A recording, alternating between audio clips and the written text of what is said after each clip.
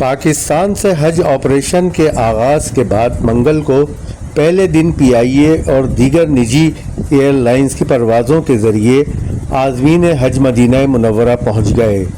پہلی حج پرواز اسلام آباد سے مدینہ کے امیر محمد بن عبدالعزیز انٹرنیشنل ایئرپورٹ پر پہنچی تو پاکستانی عازمین حج کا پرتپاک خیر مقدم کیا گیا۔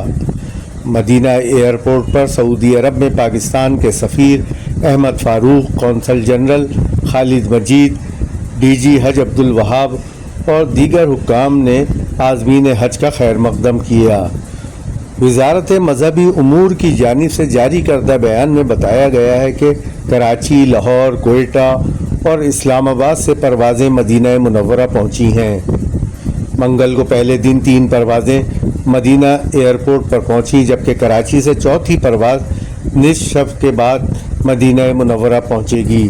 اسلام آباد سے 393 حجاج کرام کو لے کر امیر محمد بن عبدالعزیز ایئرپورٹ پر ایک پرواز اتری۔ دوسری پرواز نے ملتان کے 150 عازمین کو لیا اور مدینہ میں 12:30 بجے لینڈنگ کی۔ تیسری پرواز کوئٹہ سے 152 عازمین کے ساتھ مدینہ منورہ پہنچی ہے۔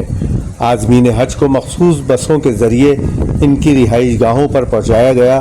سعودی ثقافتی روایات کے مطابق ہوٹل پہنچنے پر عازمین حج کا پرتپاک استقبال کیا گیا۔